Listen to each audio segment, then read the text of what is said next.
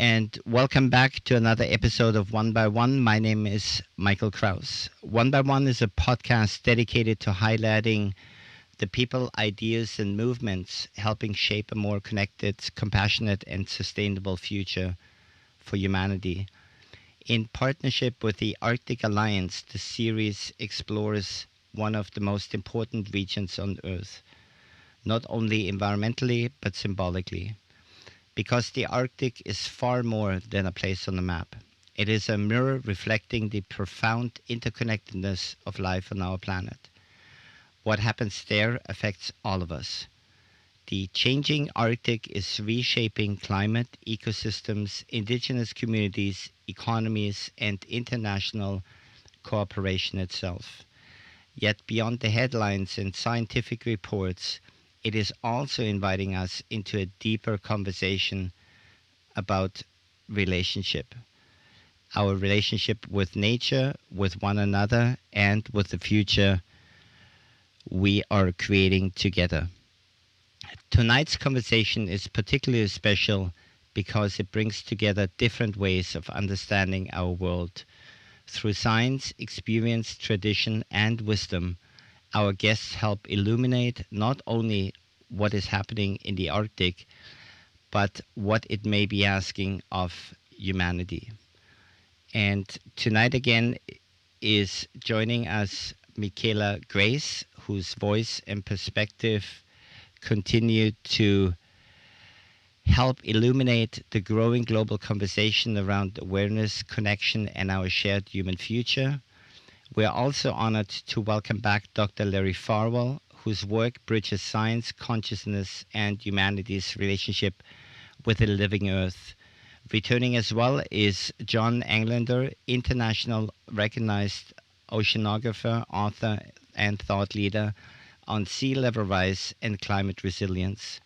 John's work has helped people around the world understand the long-term implications of a changing planet and the importance of thinking beyond the horizons of our own lifetime. And we are also deeply, deeply honored to welcome our special guest, Uncle Angaangaq, a respected elder from Greenland, traditional healer, storyteller, and keeper of indigenous wisdom. Uncle Angaangaq has spent decades sharing the teachings of the people around the world. His message is both simple and profound, that the greatest distance we will ever travel is the journey from our minds to our hearts. Through his words, he reminds us that healing the earth and healing ourselves are inseparable journeys. And thank you all for being here. Thank you everyone for joining us from around the world. This is another episode of One by One, and the conversation continues. And Uncle Angaangaq, I would like to maybe start with you and ask you whether you can lead us into this space and into this conversation with a song or a chant or a prayer, please.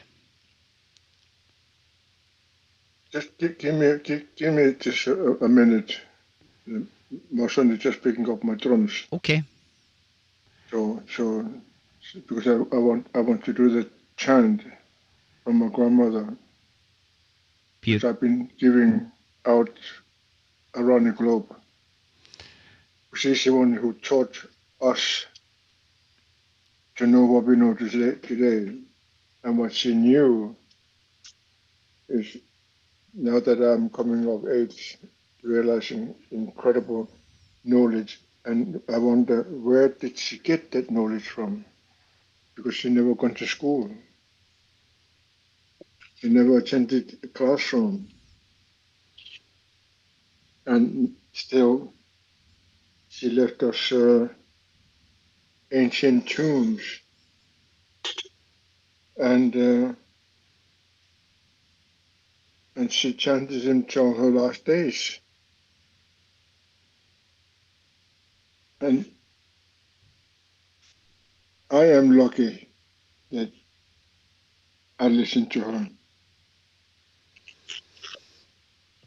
And I always so much remember when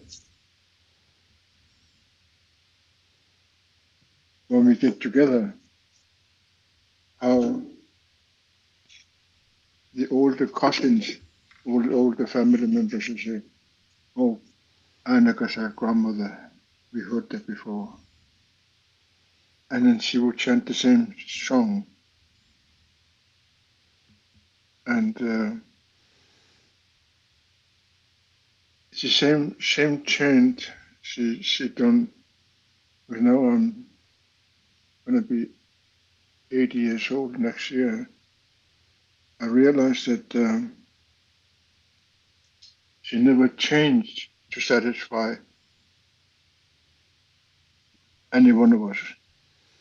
She did that to teach us that we are deep-rooted people, not only on the land itself, but in our traditions and our ceremonies. And in fact, she says life is a ceremony in itself. Both is celebrating with a ceremony.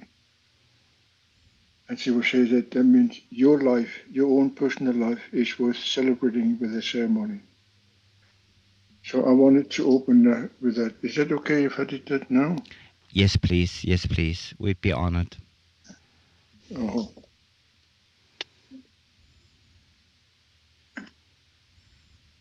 And I'm so grateful that I am at the home of my old son.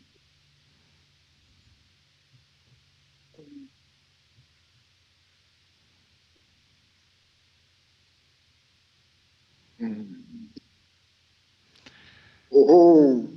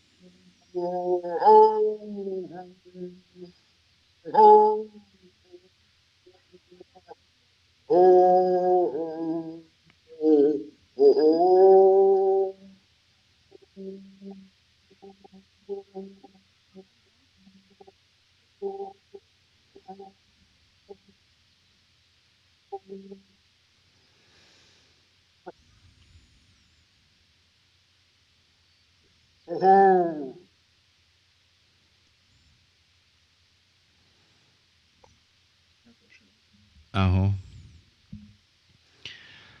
Oh, thank you, Uncle Angaangaq. oh, thank you so much for allowing me to do that. It always makes me think back to growing up in her village called Kahat, Karrat, next to a beautiful river on a big island. And that island had 3 lakes on top of each other, where Arctic char will climb the rivers up to the lakes. And when you climb to the very top of it or walk around it, you realize it's an incredible place my ancestors come from. And actually, I did.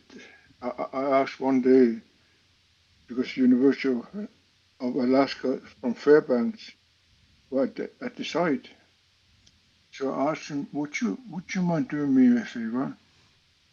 Because I want to know how long my family had lived there, my father's family.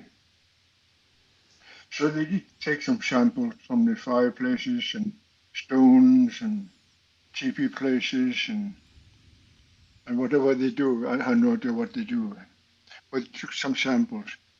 And the following year they came back. So I invited them back to dinner in a circle.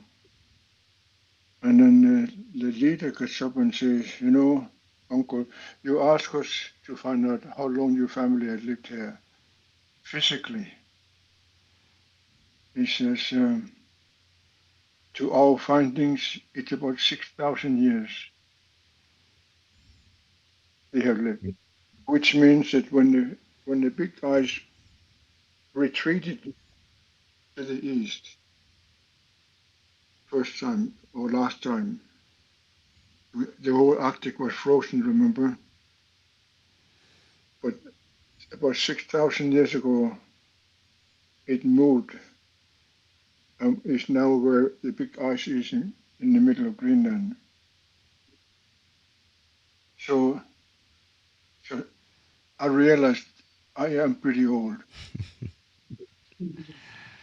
That's why I try to use makeup to make myself look younger, but it doesn't work. So it just shows me that what I listened to as a child stems from stories at least 6,000 years old.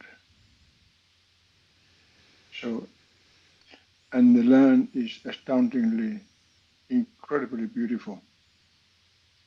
I would love to invite all of you to come to see where everything began as an indigenous people. We don't know exactly how long we've been in Greenland, not with certainty, but we know probably about 6,000 years plus. And the tradition survived, the chant survived. Can you imagine? When I was young, that's a few years ago, the, a little musical group came on to the world stage called the Beatles. I don't know if you know them. You know, and then I was in the high school, so I started a Beatles fan club, and charged kids to come to a dance place and charged them 50 euro, which is about 25 cents. So, so I could buy posters uh, and items related to the Beatles,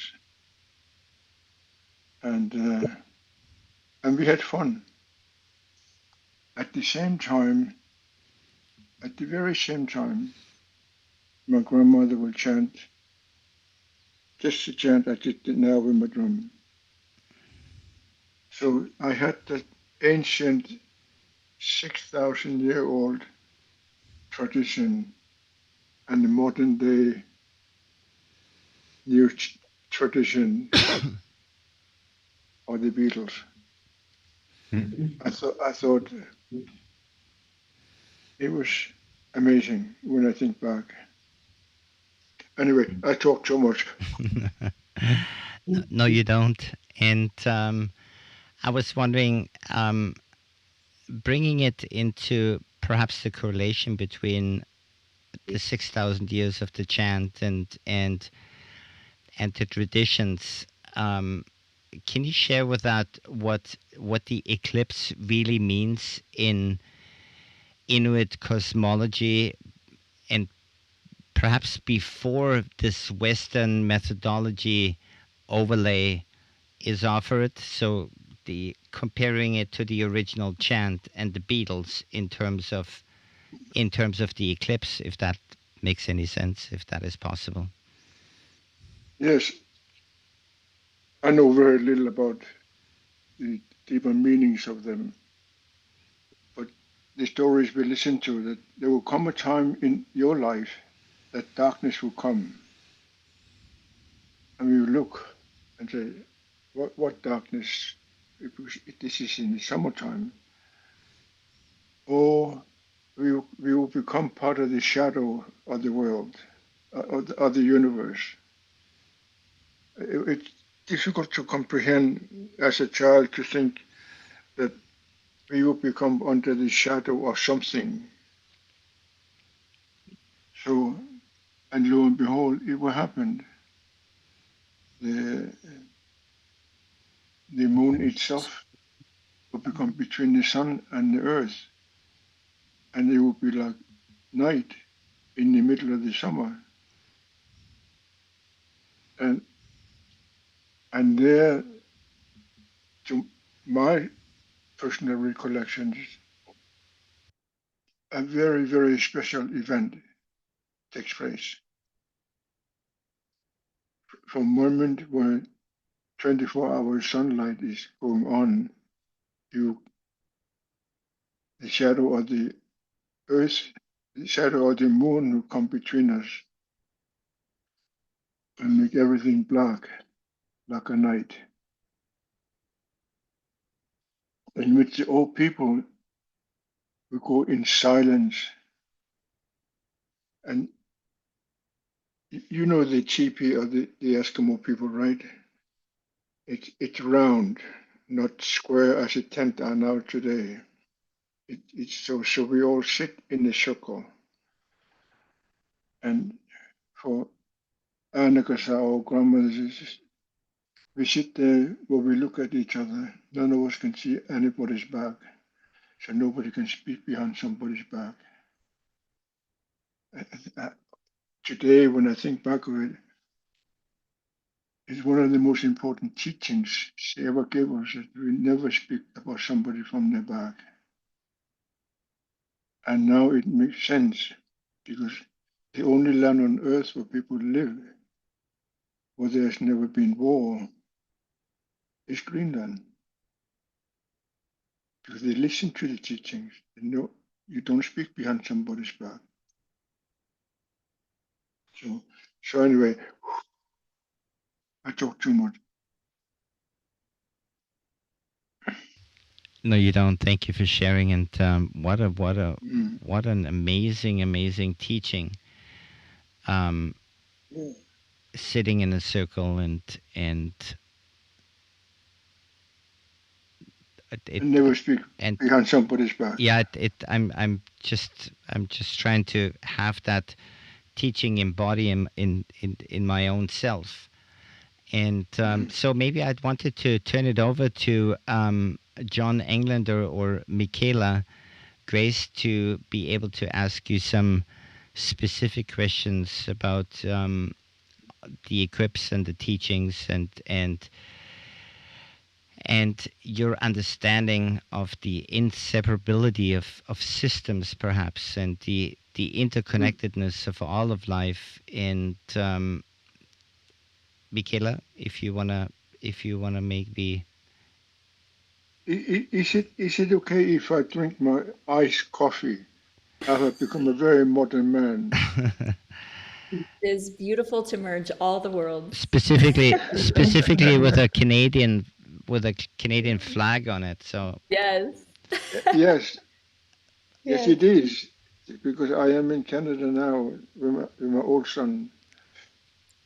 Say hello to my old son. Oh, he's not here right now.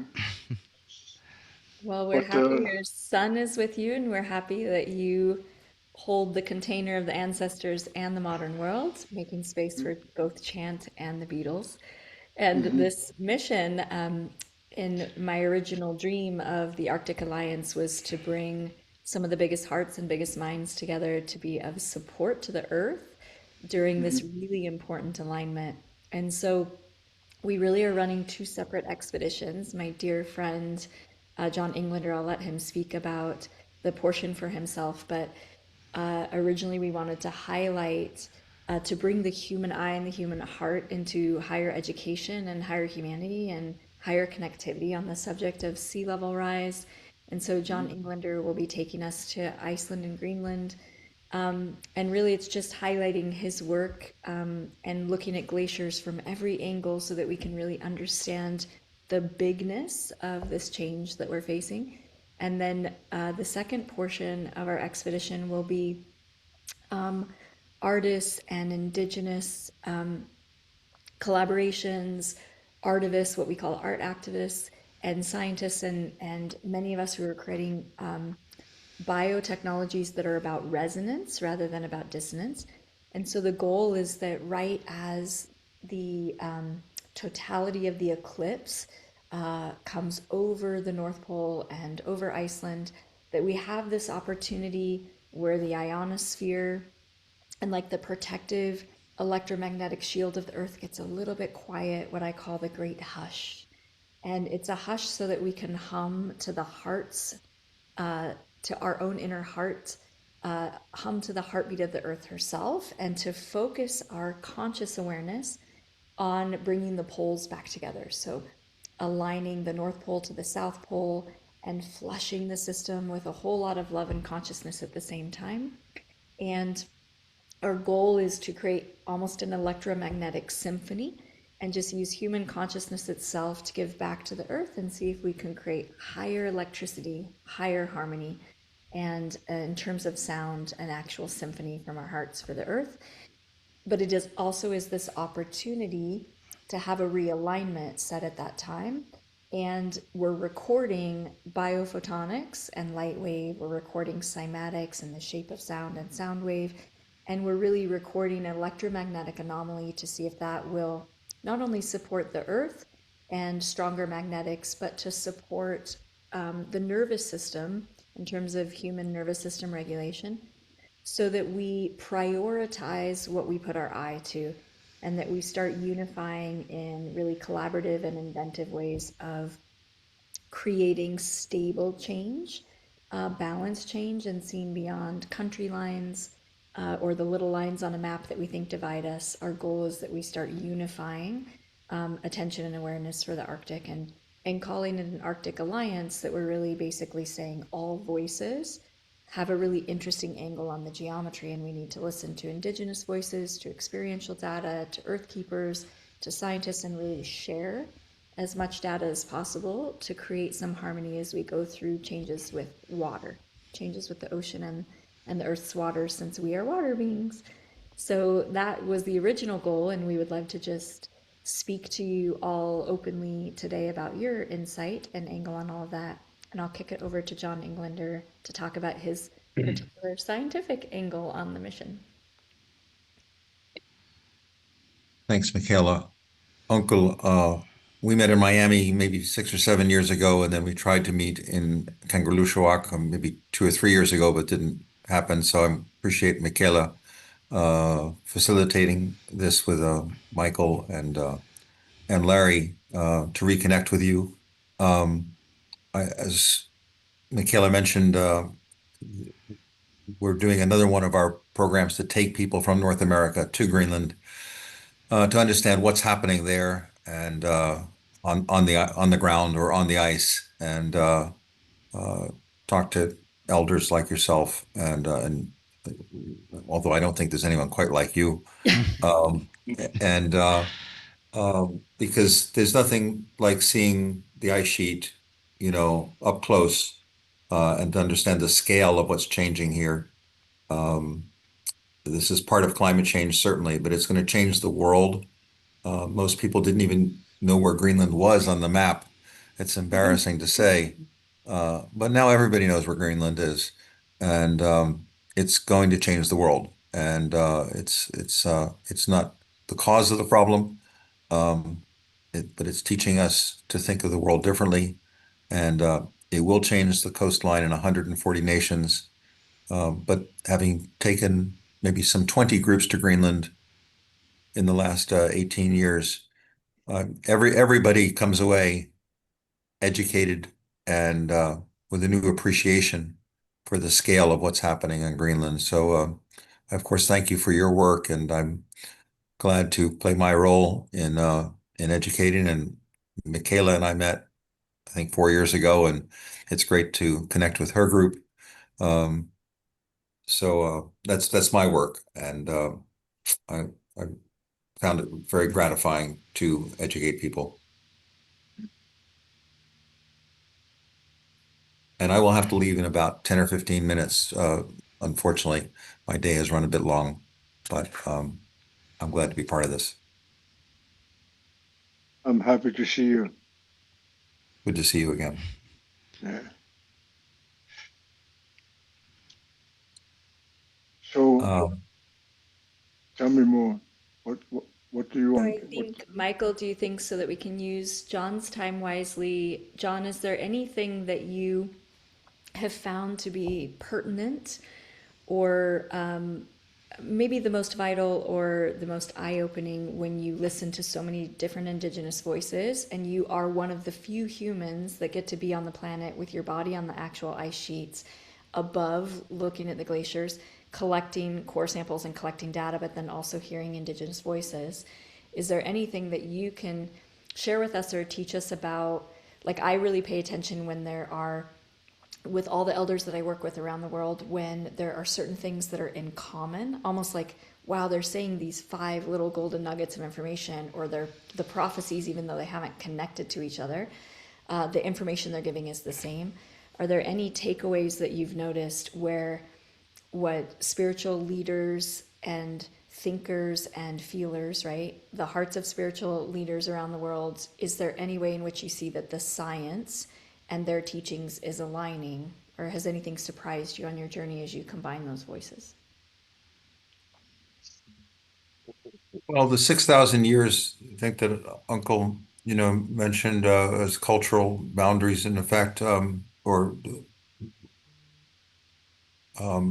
yeah, scale, I guess, would be the scale. It's interesting, and it applies very much to what we now know about the natural sea level rise cycles and the ice ages, which happened before human impact. Um, Sea level's been fairly stable for 6,000 years. Um, but we now know it goes back 2.3 million years that we've had ice age cycles and sea level changes.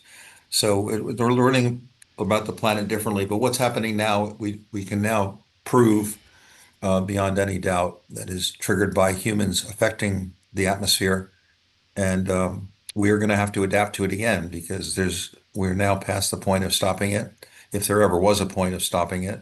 Um, and the people of the Arctic did not cause this at all. But they can be our guides in terms of living with nature and adapting to fundamentally changed surroundings and environment. Beautiful. So, Uncle's grandmother's story about saying, we've been here about 6,000 years, you just collected evidence to say that this is when this crossover. Can you just speak to that really quickly? That we know that there's usually, I think, about 20,000 years in one cycle to the 80,000. Can you speak to that? Because he might have Sure. anecdotal and sort of stories passed down through the generations that might be able to speak to those longer cycles. Sure. Again, with modern geologic science in the last century, we know that we've had ice age cycles repeatedly every roughly 100,000 years, and that's been going on 2.3 million years.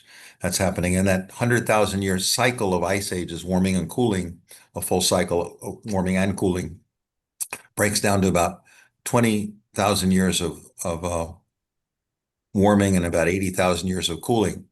And the change from the warming phase to the cooling phase, that turning is like high. If you're near the water and the tide changes and it goes from incoming to outgoing, there's a period when the water doesn't seem to move, or boats at anchor going up and down. There's an in between time, right? A change of direction.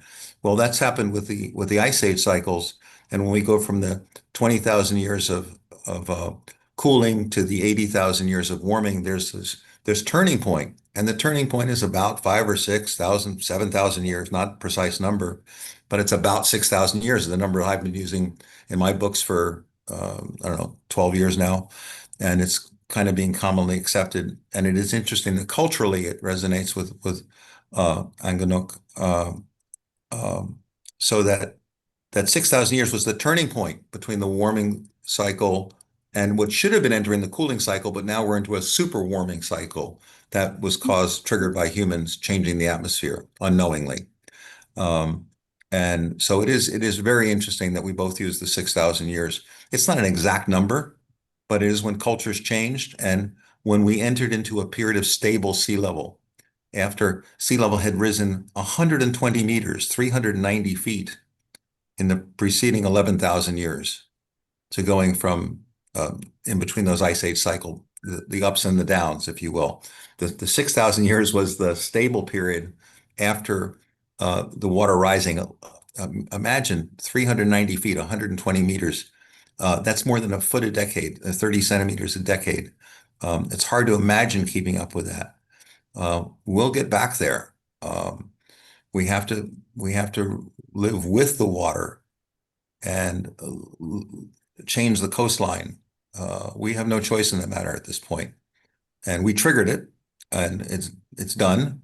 We should try and slow it, but we should recognize the need to adapt to it. So I really did smile when Uncle said the 6,000 year cultural time span, because it lines up with sea level being fairly stable for 6,000 years, and should have been going down for the next 80,000 years, but now it's going up because we've warmed the oceans. It's a whole different perspective. And can I just add on about the mountains growing? Hmm. My father was a government agent, so we moved to South Greenland, a place called Nanortalik, the land of the polar bears. But that's where, when you come from East Greenland with the big ice melting, with big ice breaking up, winter ice breaking up, then it goes around to southwest Greenland. And there's a village called Nanortalik, the place of the polar bears. Hmm. Yeah. The mountains there, we were down there for 2 years. And it's so interesting to listen to the old people in the village of Apilatok and Angaangaq and Tesiusak and other small villages which are no longer populated. It's telling us that the mountains are growing. Mhm. And you cannot do anything but look in them. What are they talking about? How can mountains grow? It turned out that the big ice, as it melts away or moves away, the mountains grow. And the pressure from the center of north-south center of the globe in Iceland moving towards Greenland, lifting the mountains up. So, and I was a teenager when that happened for 2 years. Listening to the old hunters who had never gone to school and listening to them that the mountains growing and explaining to us why they're growing.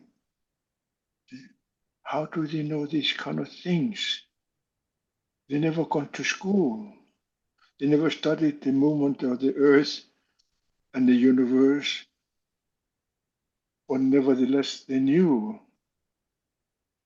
that as the ice retreats, the mountains will grow because it's being pressed from Iceland.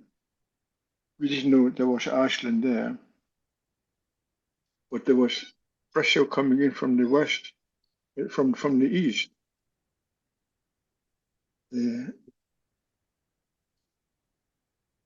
And then literally forcing the earth to grow the mountains. And it's still happening. Scientists haven't come to that point to study the height of the mountain changing because of the pressure of the earth. Anyway, I talk too much.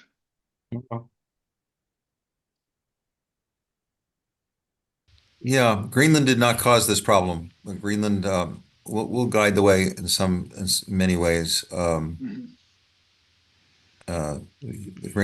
effect on the world is huge, and and actually Greenland in many ways is fortunate because it's uplifting as the ice melts. Greenland is getting higher, and so less flooding, and it's a granite rock mostly, as you say, and it's not it's very solid and compared to Iceland, which is volcanic and changing all the time. Greenland is very stable, and uh, it's not going to have more flooding because the island is actually rising as the ice is melting and the weight is getting less. So in effect, and they don't have beaches like some parts of the world, like Florida, where I live, or you know, uh, yeah, all over the world, the beaches that people covet, um, um, those places that are sinking are going underwater. Greenland doesn't have that problem.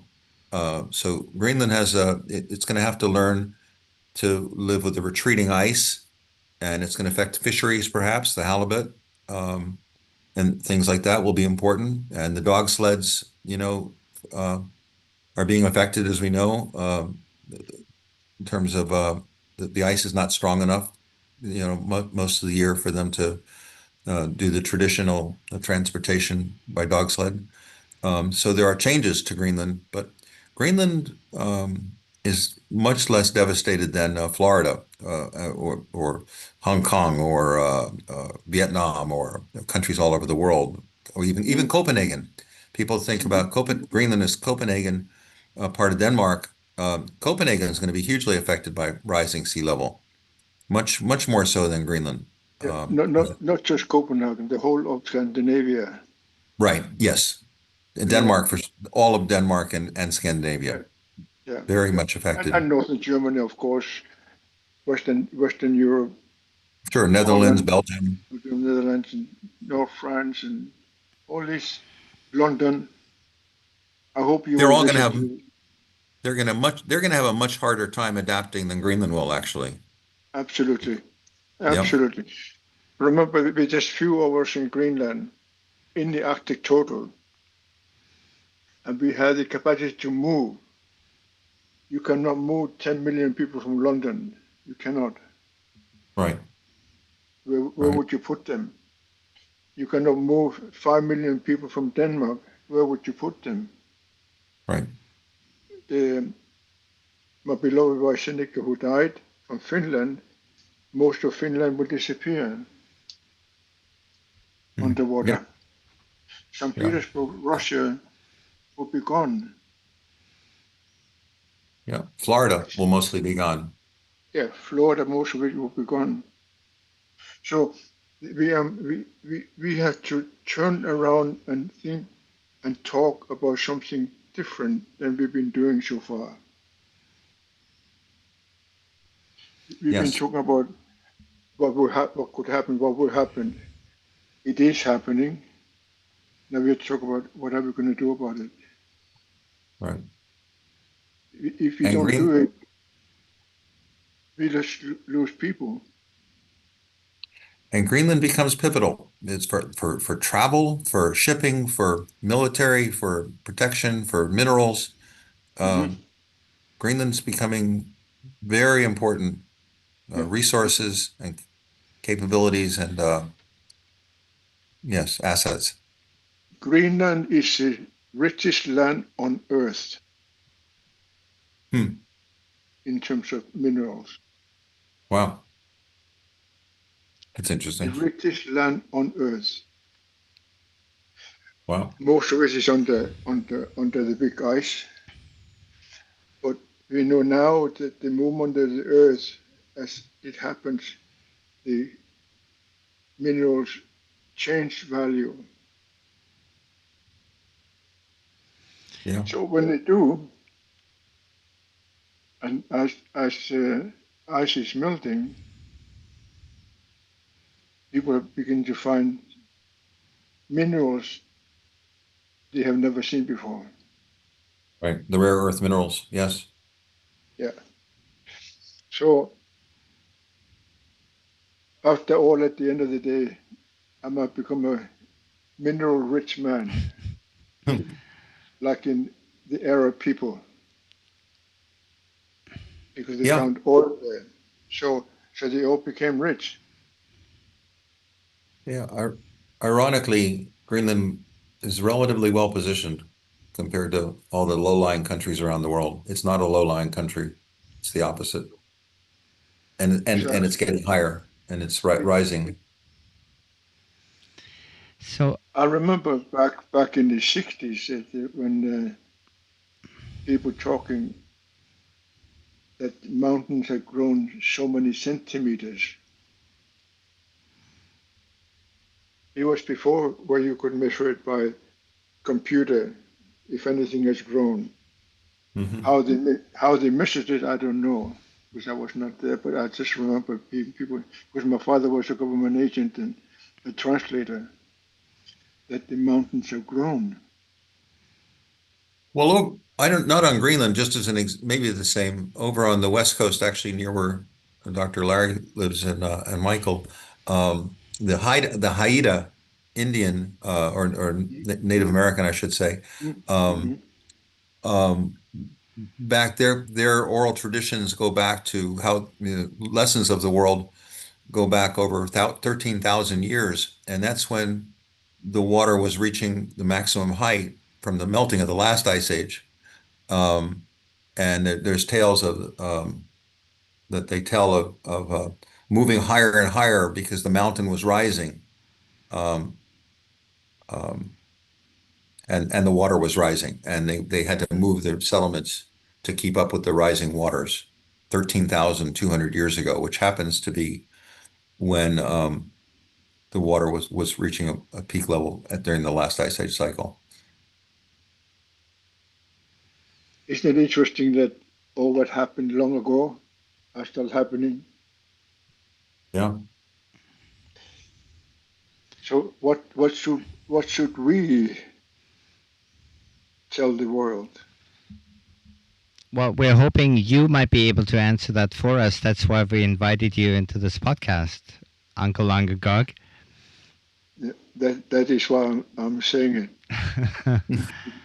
We're gonna have to come to the point where we can say things which will make sense for all of us.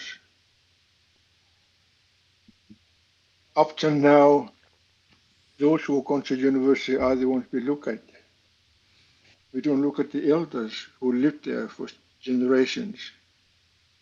We look at the people who have learned from the books. From the books. We haven't learned to listen to people who have spiritual sense to understand what's happening on earth. Do I make sense? Yes. It does make sense. I would love to jump in and offer a visual here, and then perhaps you, Uncle, can put us in a way, put it all into language that we can keep simple and have people focus on in a meditation.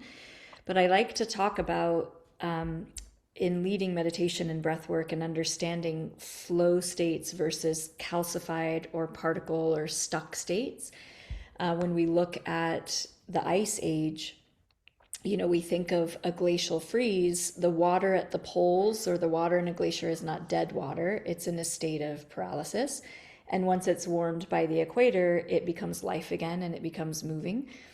And so sometimes the human mind or the human heart can be calcified or stuck in a grievance or stuck in a complaint. And that is almost like frozen water that is, either in a state of paralysis or particled or tight and held in. And if we think about the really beautiful undulating relationship of all of life, one of the Brahmin elders that I work with in India, he said this in a way that was so beautiful to think about, but he said, as the Earth moves into, because there's a yin-yang relationship that's mirrored, happening always, that if we go into a melt or a heat that is too fast, the natural result is we will go into a human ice age where our consciousness goes into a state of ice when the earth is warm.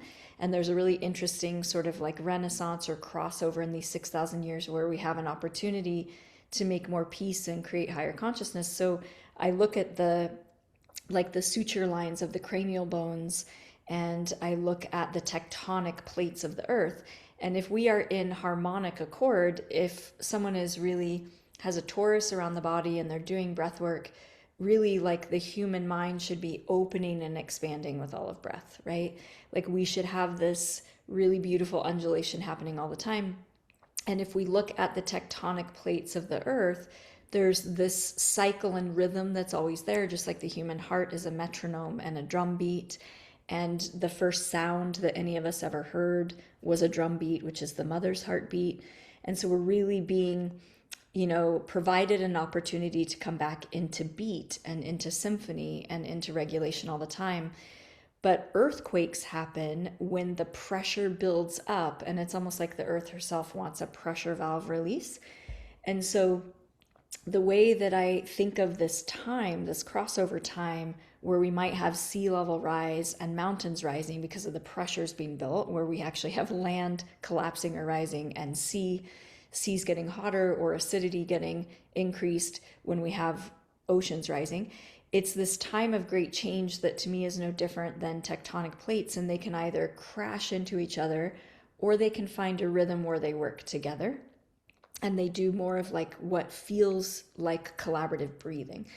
And so in the episode before this, we had simply tried to plant a very simple seed of saying the greatest way that you personally can prepare for sea level rise or for these big global changes, economic changes, refugee changes, movements of very large amounts of people, is that we need to just collapse within ourselves the idea of difference.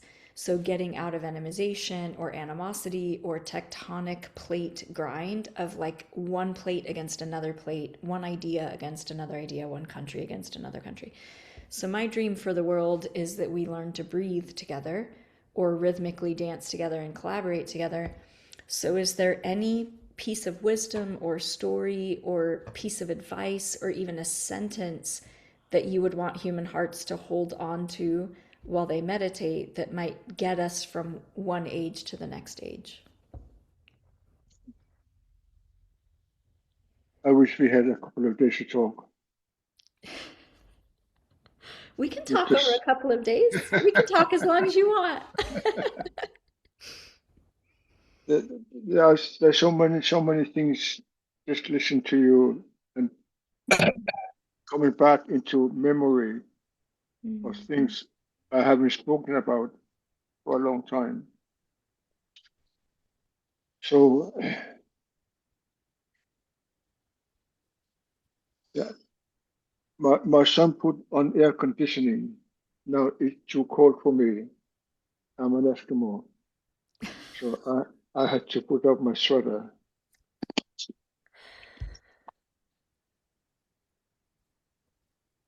Well, this is a living example of being flexible to temperature changes. We must all learn to be flexible. It's beautiful. Oh, this is much better. That's great. People forget I'm just an Eskimo who like warmth. Anyway, so what we're talking about is really impacting the earth itself. The water doesn't have a limit where the high tide will come. The whole thing rises with the force of the moon. So as more water is coming on, the cities within the beaches of the earth, which will be impacted, we don't talk about really often. And I think we have to become part of the conversation. What are we going to do about these people who live there? We're going to just let them drown. But where will we put them? With that time is coming that the people of Scandinavia or Western Europe, we cannot just let them be. We have to help them somewhere. People on the east coast of North America and South America, what are we going to do with them? We know that the ocean is rising. And I don't know. Anybody there? We are all here. We're all here. Oh, good. Because everybody disappeared. So our conversation about climate change is going to have to expand itself. Because with the earth changing is impacting the people's lives. My family and friends of Western Europe, where are we going to put them? I am going to be 80. In my lifetime, we're going to have to talk about where should we put them. My family in Scandinavia, I'm going to have to think about and suggest where should we put them. We cannot just let them drown. My friends in New York City and down in Florida, I was just in Mexico, in Cancun region, that's going to be underwater. And we're not talking about what should we do with these people. My family in Florida, I cannot just sit here comfortably and talk about them. But I don't know where to put them. I don't know what to suggest to them. Where should we? And their government are not doing anything about it. Governments of Europe are not thinking, where should we put these people? Because in your lifetime, Mickaela, the ocean will rise enough that the cities on the shoreline are going to be underwater. Yes. And remember, a little wave, when the storm comes, it becomes 10 times bigger. Mm-hmm. I learned that from my older brother because he's an old sailor. Yeah. A little wave, when the storm comes, with the force and the current, become 10 times bigger. Mm-hmm. And lo and behold, he was right. Scientists have now proven that when the current and the wind travel together, the waves become 10 times bigger. Yes, this is the most important thing I learned from John Englander is really the difference in horizontal versus vertical sea level rise. And there's a misconception because we cannot fathom it if we've never experienced it. We can't believe it if we've never experienced it. We must have an experience to build a belief. And once we have a belief, we magnetize repeated experience. So we're in this almost biofeedback loop of lack of perception. And so the very first thing he taught me, we met on the day of an eclipse, and sitting next to him, my whole body kind of quaked open into an awareness that I thought, I must let other people hear his voice. I must facilitate this because he said, we're looking at even a mild average 25 feet rise in sea level. Most people think that means 25 feet up from shore. So they're like, oh, those fancy hotels that are, right at the beach, those beach clubs, they might fall into the water. But he says, sometimes I have to like lovingly shake people awake to say, I'm speaking of a vertical wave, right? 25 feet high in vertical change to the city. That's like miles of cities and towns underwater. But really it's about this collaborative effort perhaps that we need to really get our engineers, get our minds, get our thought leaders, get our preppers, get our moms who know how to make sandwiches, right? Like get folks ready to feed a mass migration of human beings that are going to have to go inland or to the mountains, right? Or they're going to have to uproot culture, uproot life, begin again somewhere new. And there has to be a level of friendship on the planet that we have yet to see. We have to engage in a level of friendship that I don't think we've had to using the left brain and logic. We have to build systems of friendship we have yet to see in order to take care of everyone and to make that, sharing of the food, the air, and the water supply manageable, during that time, and to really look at the migratory paths of goods and services is as equally impacted as the movement of actual humans.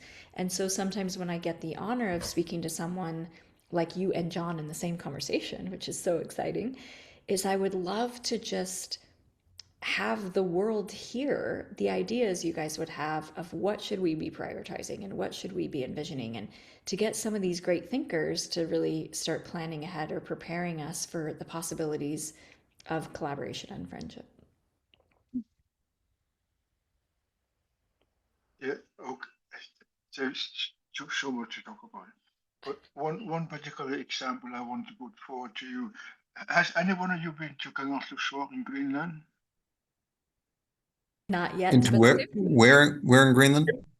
Angaangaq, the big airport of Greenland. Oh, sure. Angakkorsuaq. Yes. Yes. Yes. You've been there? Sure. Yes. Several times. I was there in 1963 as a high school student. On my way up north to visit my family.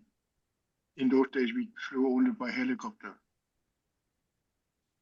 So, because this is where my grandmother lived, my father's mother, as a child. She lived next to the big ice. In those days, the road Americans had built was only to 10 kilometers away from the town, at the village of Kraus. But now it goes all the way to the big ice. And my grandmother lived on the beaches of the big lake, where caribou congregate, give birth. And so, oh no, I lost it. This is what I was going to say. The movement of the caribou has not changed, but the land itself has changed. There was a big wall, literally like the wall behind you, which is thousands of feet tall, of big ice, the edge of the big ice. And because the big ice is a living thing, because it's a frozen water, it moves. And then it will push away a chunk of ice the size of a big truck. And it will, and I seen it myself.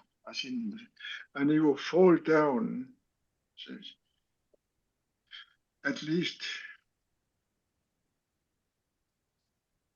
1,000 feet thick ice. Then it would land on a rock, and it would shake the earth, literally, physically shake the earth. And we're living on a tent away from that mountain, that wall, on the beach of the big lake where my grandmother grew up. And the force of the ice landing on the rocks will shake the earth, and literally tiny pieces of ice will fly all over. But that big wall has disappeared now. It is now several kilometers in. Because it has literally melted away. So I personally, through the stories of our grandmother, have seen it and looked at it, attempting to look at it like my grandmother's eyes, for what she has experienced as a child, which happened at the end of 1800s. And what they looked at a big ice on the thickest point, how thick it was. But because she's a living thing, she will push out chunks of ice size of a big truck, and they will fall down on the solid rocks and splinter in million pieces and explode, and shaking literally the earth they were standing on. But that era is almost gone now, where the ice is melted so much. It's no longer 3 kilometers thick. It's 9,000 feet. It's no longer that high. So combined with the old stories of our grandmother, and combined with what I have seen myself, I'm one of those few people who have been there so many times that I cannot even count. And because of the way I lived, and I talked about climate change, I could talk about the big ice and talk about the changes and the world I live in, I realized that we know so little of what we need to know for how impactful all this thing is for the rest of the earth. You remember Dr. Jane Goodall, don't you? Sure. Yes. Yeah. You know, I went to visit her I met her in South Africa. I was down in South Africa giving a talk, and she was there. And I told her about the climate change. And she has flown over Greenland so many times because she lives in South Africa and in England. So we literally flew from Johannesburg to Greenland. We had to stop over some places and sleep some places, but we landed in Greenland, in Angakkorsuaq. And I showed her what it is. In 1963, Americans had built the Angakkorsuaq as an Air Force base. The sand coming from the Big Ice River was only down to just before the harbor. The sand comes from rivers coming from the Big Ice. Now the sand is 100 kilometers out on the bay itself. 100 kilometers. All that sand, all that melting ice pushing down through the mountains, crossing the mountains when it becomes sand, and the river of Angakkorsuaq. And that sand is now 100 kilometers.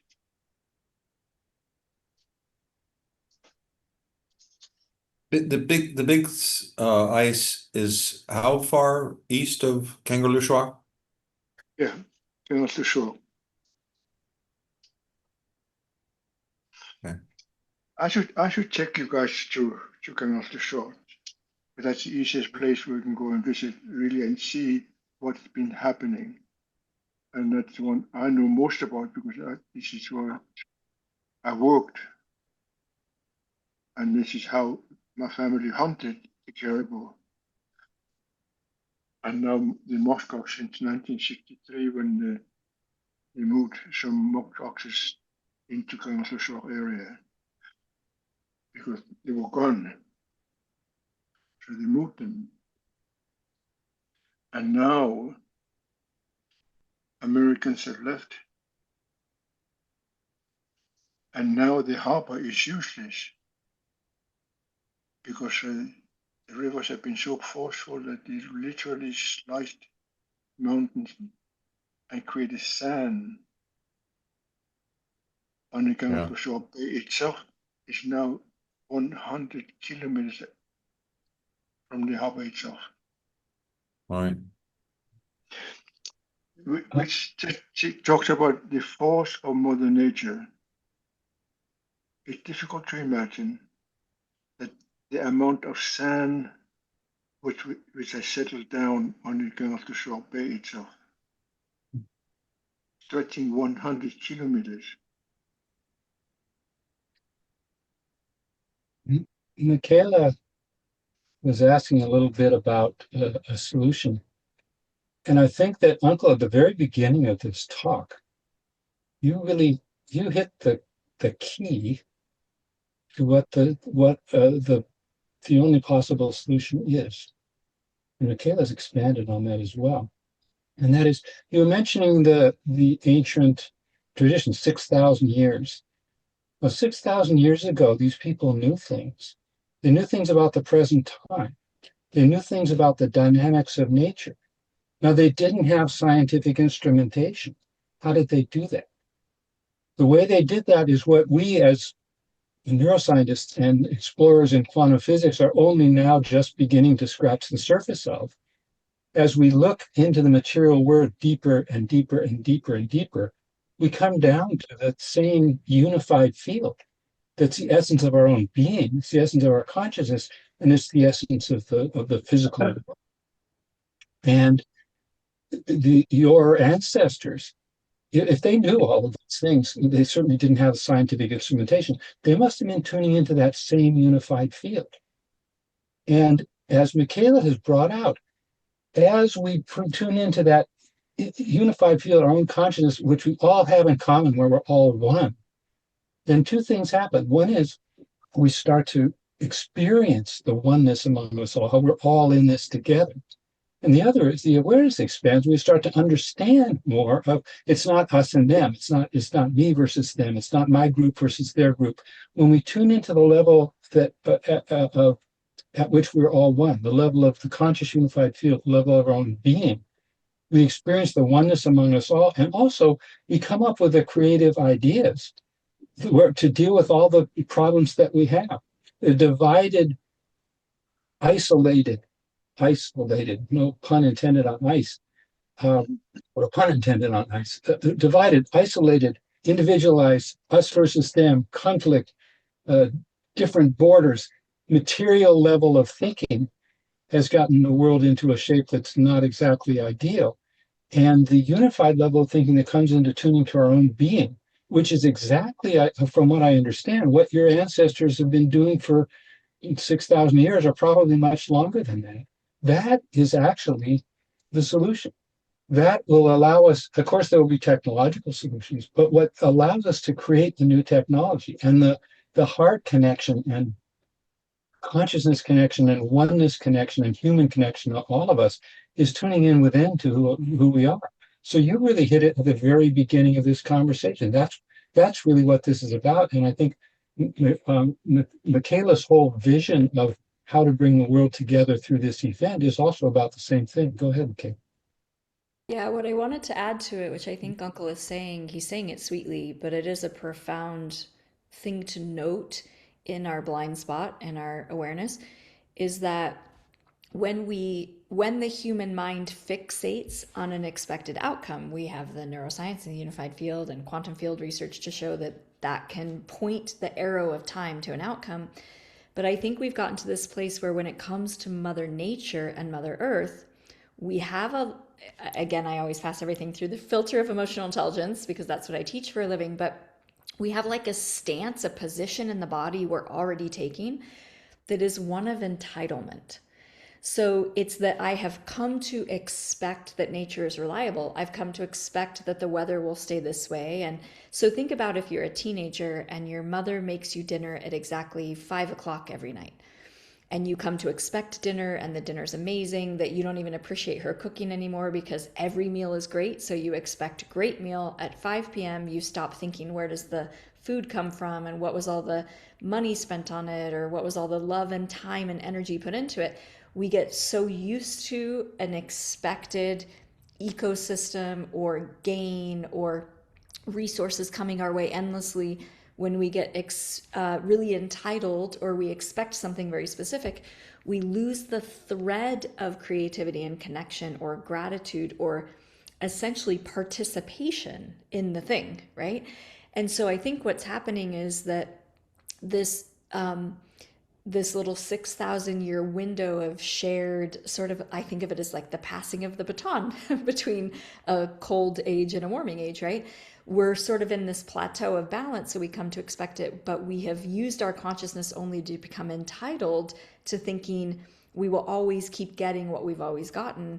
And I think what Uncle and others are trying to show us is that even in his lifetime, he's like, you can't imagine it with the eye, but I know that the river was there or the road was there. And all of these big changes are happening and we're not talking about them.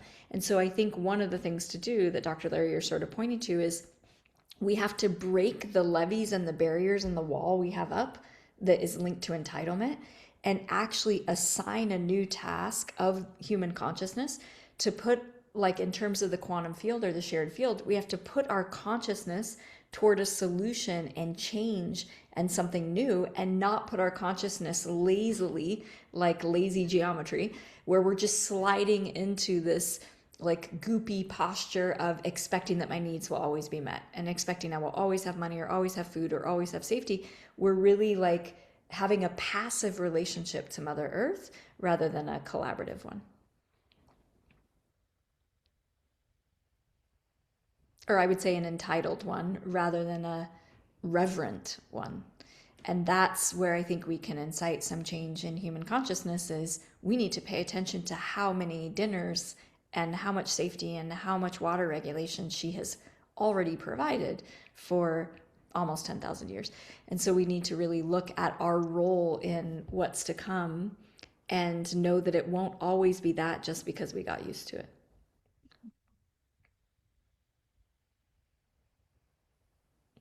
And maybe John can speak to that since he's got a really great science on timelines. Yeah. Million pictures are going through my mind. Good. Just million things.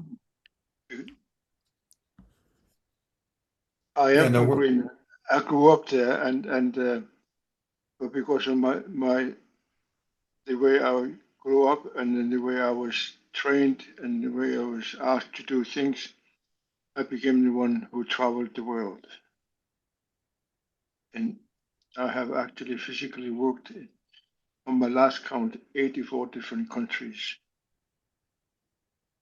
I have spoken only by invitation because I was instructed never go anywhere without being invited. So physically, I come from a small village of 3 houses. The name of the village is Angaangaq, Karrat, and that's where my grandmother's family comes from. So growing up every summer there, fishing, architecture, walking in the land,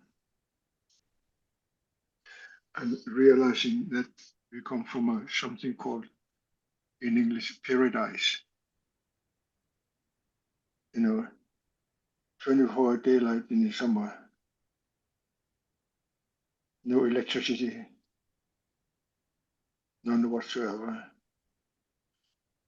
And then in the winter, when the sun goes down, the candles, an Aladdin lamp, petroleum lamp, and listen to the river, falling asleep to the sound of the river. That's so beautiful, beautiful.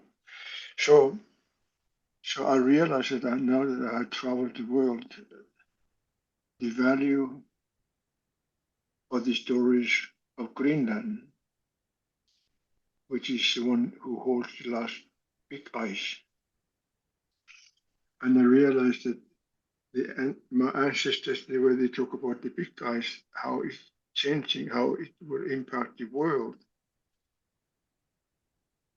I have no idea how they got the idea that it will have an impact on the world, because they never traveled as I had traveled, but they talk about the world.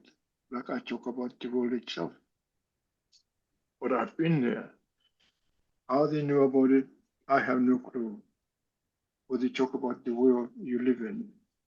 They never been to your land, but they talk about you. They then say,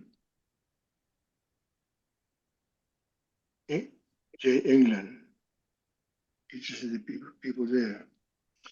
So they knew that there are other people outside themselves which will feel the impact of that change of the big guys. How they know it, I have no clue. But I have spent so much time and looked at these big guys. I have walked that distance so many times I can't count. But now I can drive there. So it makes life is easier now.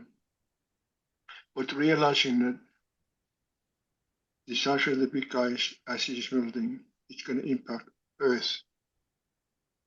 Nunaswaput is what we call Mother Earth, our dear land, will be impacted by these big guys. And then what kind of impact?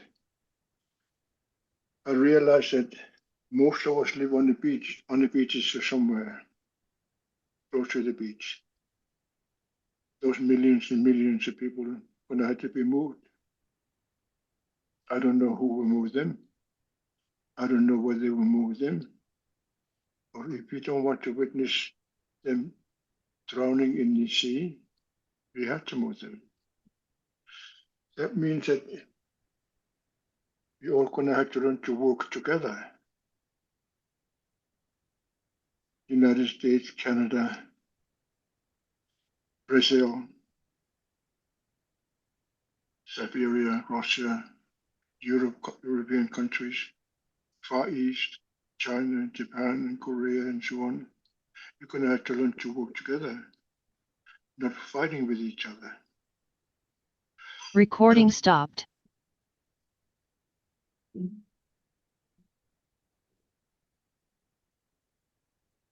Are you there? Michael, Yeah. did you hear that? Yes, we are.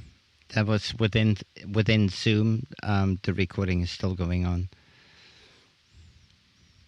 So we're okay to keep going? We're okay to keep going. Anyway, I talk too much. I'm here to listen.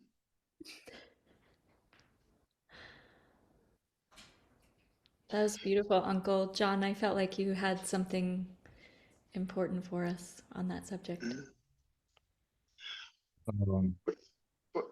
My question is, how can you and I, us elders, how can we learn to work together to bring out the information to the rest of the earth? Because we cannot just let people drown because of the rising of the oceans. We cannot do that. We are humans after all. We humans interrelated to each other, one way or the other. We cannot just let them drown. But we never done that before, any one of us. So how can we work together? How can we relate to each other despite the silly politics of one country to the other? Right.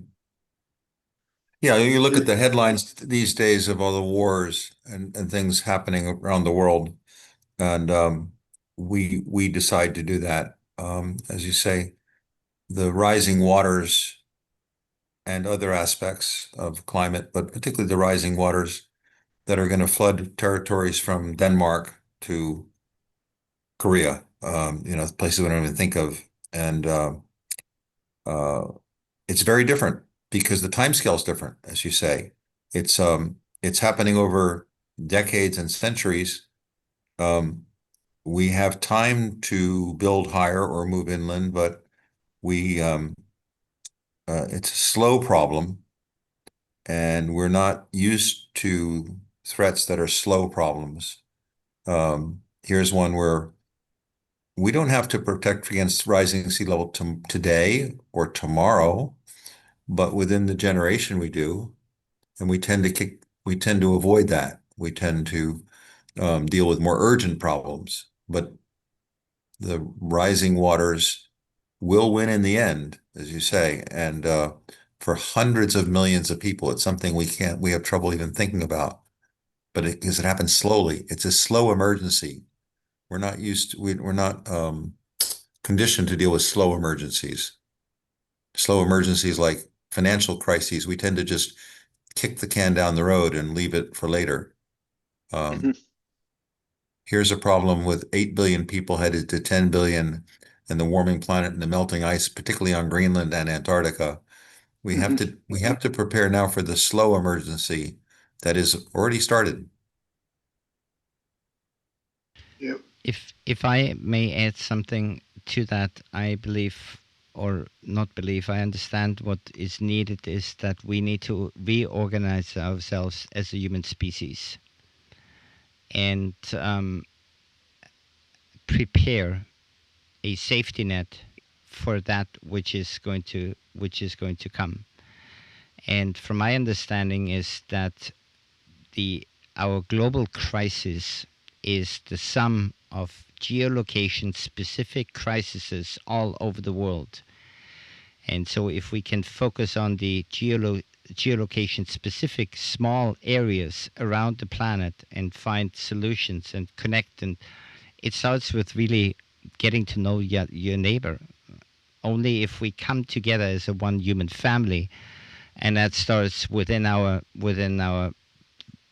real families, but then extends out to our neighbors and our communities, and start to organize ourselves in that way, I believe we're going to have an opportunity for us to move through this crisis and walk together.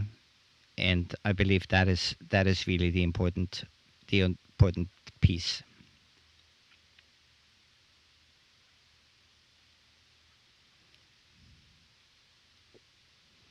And one way or the other, we're going to have to overcome our differences politically, psychologically, emotionally. What? I would say socially. we don't. Oh, sorry. Yeah, and I would say we don't transmute or change our differences externally and politically until we actually go through a revolutionary process internally to raise our own emotional intelligence and our home-based emotion. What's the story or the narrative we go to? And as Michael was saying, it's such a beautiful idea, but if we dissolve the borders, the perceived border or difference or mirrored behavior or projecting onto a so-called enemy of just, for example, if the United States said, have I thought about my friendship with Mexico, and can I bring my entire relationship between the US and Mexico into its next octave or its next collaboration, and I really harmonize there. And then I'm going to go look at my relationship to Canada, because those are the two countries on my borders. And have I transmuted any old story? Think about if you have a romantic partner and you're like, I've already got you figured out. I know everything you're going to say, right? Here's all the things I like about you. Here's all the things I don't like about you. That is a frozen glacier way of being in human relationship, because I have certainty, right? And in that old sort of Taoist way of saying this, like that which is brittle breaks, that which is fluid thrives. So if something is as brittle as a stick, it's going to break. If we are so brittle in mind that we think we have our neighbors figured out, or I think I have my lover figured out, there's nothing new to learn there, then that is a process that will eventually break. We're aging, but we're staying fluid and we're staying flexible of mind, body, and spirit if we create movement, right? And so the ocean is this mirrored image of how we should be in water-based movement and in living relationship with all that is living. And so I think it has to start. I know it seems really cliched and simple, but the way that we drop the rope in the tug of war with politics and with focusing on the wrong ball in the game, and with focusing only on my country versus your country, or economics, or the wallet share, or the grab of safety being that we hoard more than others, we have to radically change the way we relate to everyone out there by changing how we relate in here. So when someone actually in terms of even the Hawkins scale of consciousness, when someone really does their personal work to drop story, and we raise our home base emotion to just a higher harmonic of happiness, compassion, mercy, forgiveness, acceptance, love, and we have reverence for nature, and we see awe and wonderment, and we take in new information every day, that stance of that higher emotional intelligence makes us instantly feel differently about a neighbor. So I think that instead of thinking we have to end our politics out there, the fastest way to end the politics out there is to do our interpersonal work, to really shift every narrative we have about every relationship we've already had, to learn from our past relationships so that we become a blank canvas of something new that can relate to other humans and relate to global change or transition in a totally new way. Because if we keep applying old certainty or old aggression or old systems, old ways of being to the new, we won't make that transition. And I think just Buckminster Fuller, my last little statement here to this that I'll throw back to all of you to comment on, is Buckminster Fuller said it best and more beautifully, is we cannot sort of demand or command that we destroy systems. We don't really get to the next place by destroying systems. We must endeavor instead to build new systems that make the old systems obsolete. So this idea that we don't just destroy a system, burn it down, hate it, complain about it, we actually need to be in the creation code of the divine to say, I'm going to create a totally new way of doing things that hasn't been done before. And then the old system will just elegantly become obsolete and fall away because we've created a resonant field. We've created something new and harmonic to move towards. We're not just banging and attacking and trying to destroy something that doesn't work. So I think that we have to go into an internal process in these next few years to make the external process more fluid.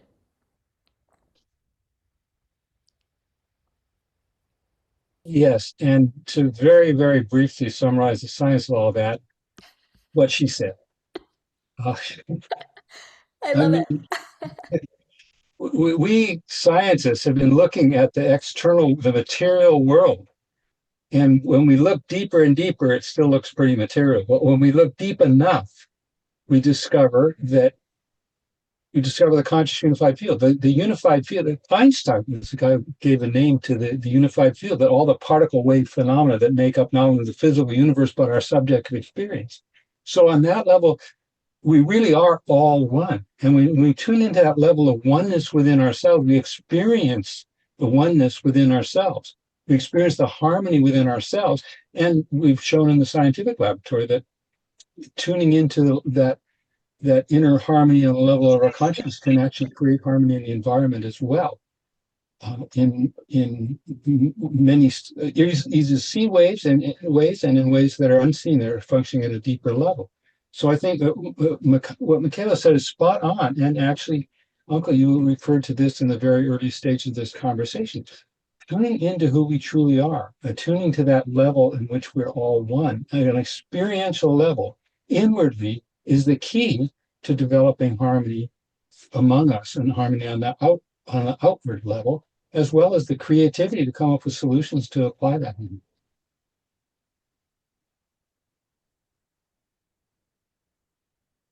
Can we do that? Yes. Yes. We sure can. Why not? We are doing it. Let's do that. I grew up in a time, and I left Greenland because the way the Danes were running my Greenland, I was making $1 against the $3 the Danes made. And they got a free trip to Denmark to visit their families twice a year. And I had to visit my grandmother on my own money. So I said, I cannot live under such conditions. So I left Greenland. I moved to Canada. So I never left. It's my family who lives there. So, but I became the one who learned to speak English and Danish and a couple of other small languages. So I just talked. And I was so privileged to be able to move leaders of the world. literally, physically, leaders of the world.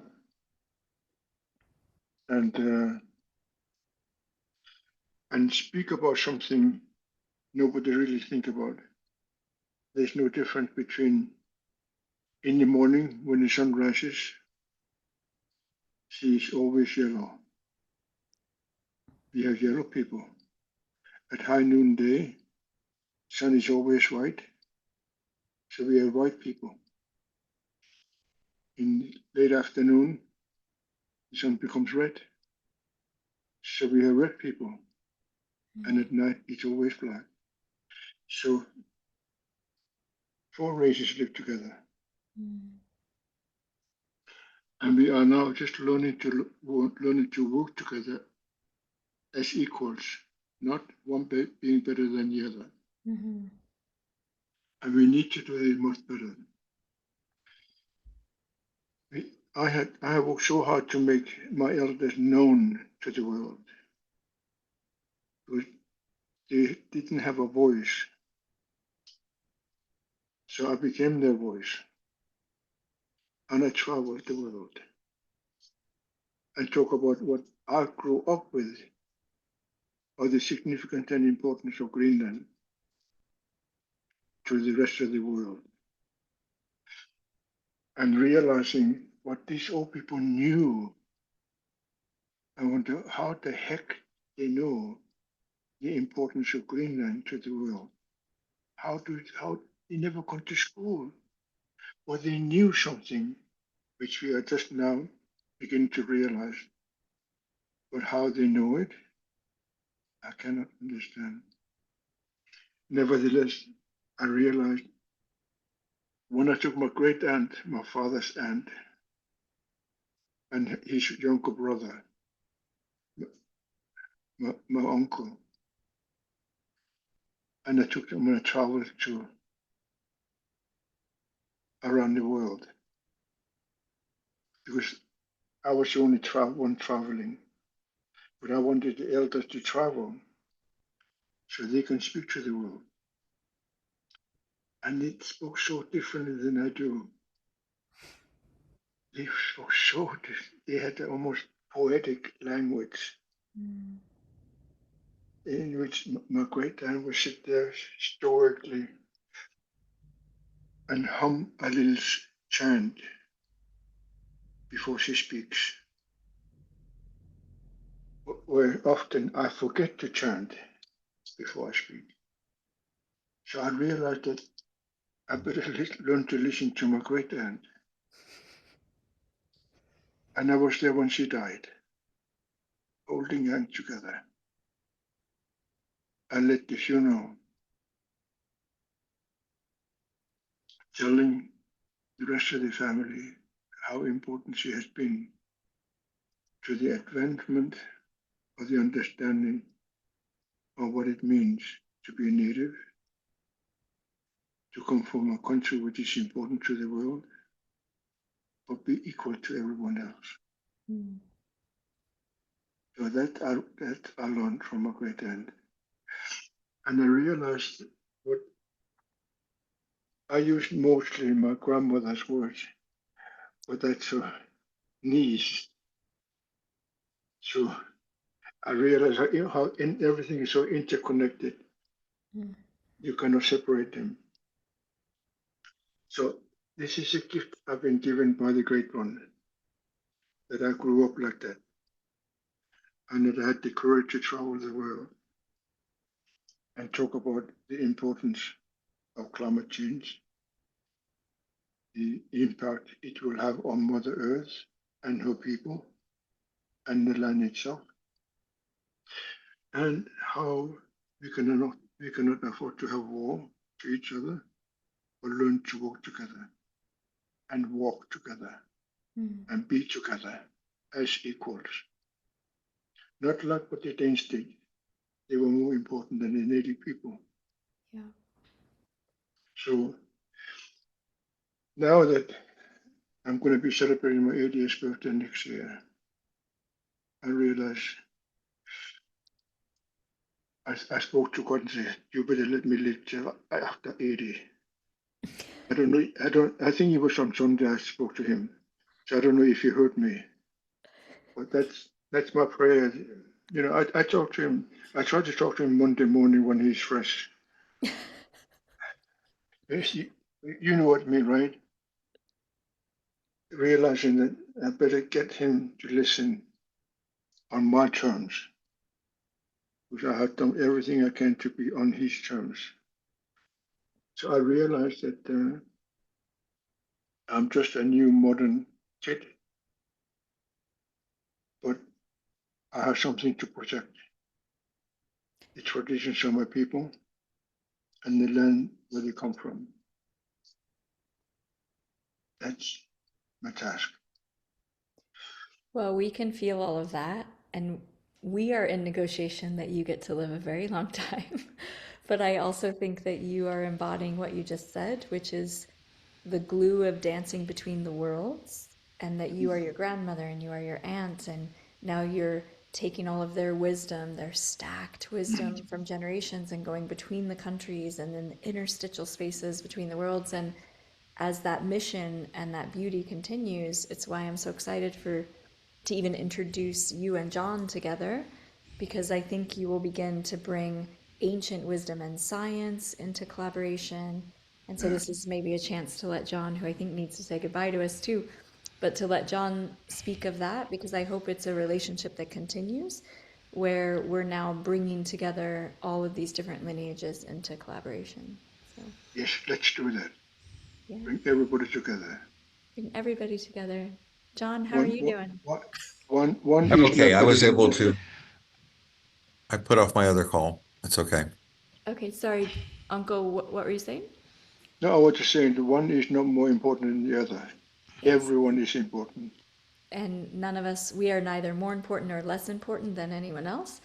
At Graceline Institute, that I founded, this is the core emotional intelligence training piece.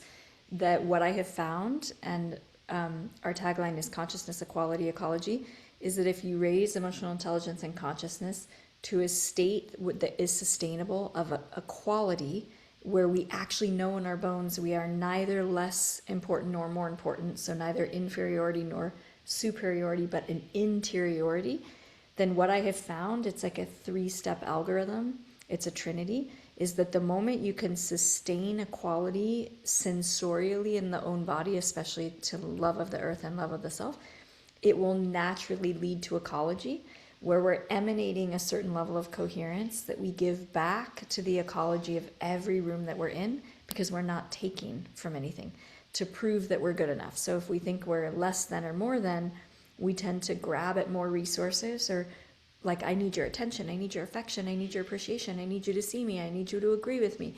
We're doing too much grab out there in the world.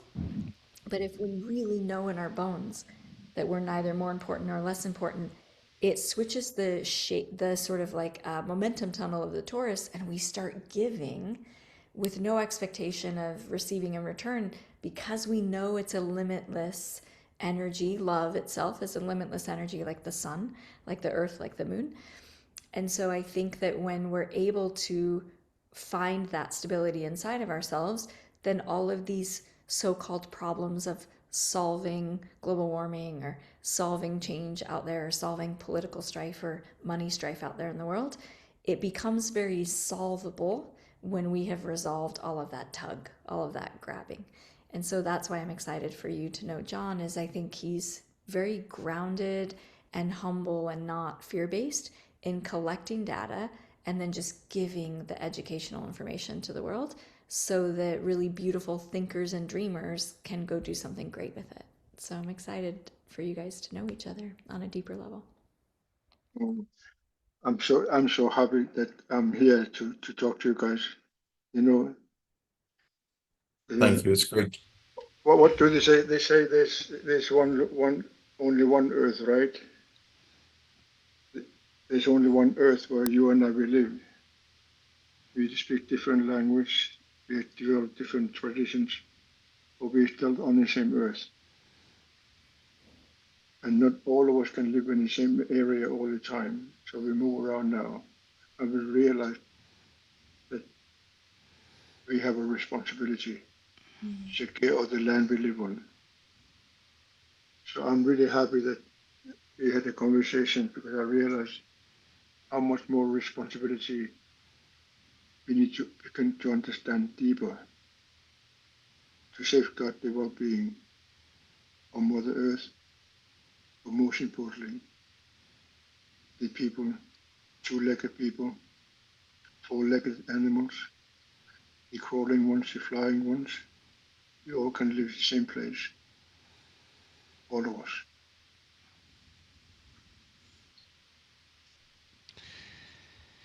Okay. Wow. Thank you, all of you. And as we're coming to a close for this podcast, and it could go on for forever, I feel. So much to share, so much to learn, so much deep wisdom. And I think we also, each and one of us, have some earthly responsibilities at the for the rest of the day. Is there anything anybody wants to share as we're closing? I think it's been well said. Wonderful. Yes, I think it's been brilliantly said, and many things came up. Each of you has said a number of things where everything that you said may have been expressed in some other kinds of experiential terms, but the science backs all of that up. To summarize it in one sentence, neuroscience and quantum physics provide the foundation that all of the truths that you've been expressing and living in your lives have a scientific foundation. Sometimes people think, oh, well, science thinks this, and spiritual, highly developed people think that. It's not the way it is. It's the science, the hard science, backs up everything we've discussed today. And it's such a great, a lovely joy for me to connect with you beautiful human beings who have so much depth of understanding and wisdom of life and expertise in creating a better life for the world and for all of us. It's every sentence that comes out of any of your mouths, I keep thinking, yeah, right, okay. There's scientific backing for that. So thank you so much. Thank you. May I just say? Of course. I would love to invite you all to Angakkorsuaq, which is a central area in the West Greenland, where the road goes straight up to the big ice. I would love to invite you there, so I can show you physically and emotionally, psychologically, to touch the big ice, which is disappearing, which will change the Earth as we know it, and how we can live together better than we have done so far. It would be a great privilege to be able to invite you there. So I will go down, I will ask my old son to take me down to the kiosk so I can buy lotto. So when I win, I can invite you all. We're going to bless that lotto ticket. And we're going to talk to you about our dates to see if we can accept that invitation. But I also want to dive in at the end here to thank all of the listeners. Anyone who has listened to this whole podcast has some spark, some divine spark in them to want to participate in loving the earth more, or collaborating more, or inventing even more brighter, more beautiful, bigger, richer connection between human beings. So I just want to remind everyone that we have a GoFundMe page to support the scientific and expedition endeavors of the Rising Sea Institute and the Graceland Institute, and getting our teams there to record meditation sounds from Greenland that will be given back to the earth as our gift and our offering to support the earth, and also to read the beautiful books of all of these souls here on the podcast, which will be somewhere in a link. And then also to know that all these listeners can participate in our global meditation. It is free. We invite everyone, all hearts, to focus right at the moment of the eclipse for that minute and 44 seconds, to focus on the Earth's poles being as strong as they can be, because when she is strong, we are strong. And when she's unified, we are unified. And when the waters, when the waters are moving, then we are all even stronger. So we want the waters to be a part of our prayers and a part of our meditation. Like the more that we stabilize and clean up and ionize the waters, we're actually then impacting health all over the planet, because the waters of the earth eventually end up in your sweet little body. So I wanted to just close out with that idea. Michael, if there's anything I missed. No, I don't think you missed anything. And I think what is also required of us to step into greater intimacy together as we're coming together. And I would like to encourage us to follow up and really step into, like I said, greater intimacy, greater relations, and keep each other informed of not just this event coming up on August the 12th, but to really start embracing it and then moving it energetically outwards into the world. And so I just want to say thank you again, Mickaela Grace, John Englander, Dr. Larry Farwell, and Uncle Angaangaq for sharing this incredible time and wisdom and knowledge and information here with me and our audience. And until next time, stay well and be blessed. Thank you very much. Thank you all. Thank you. So fun. I love it Thank all you, so Michael. much. Yeah, and thank you, Michael, for hosting for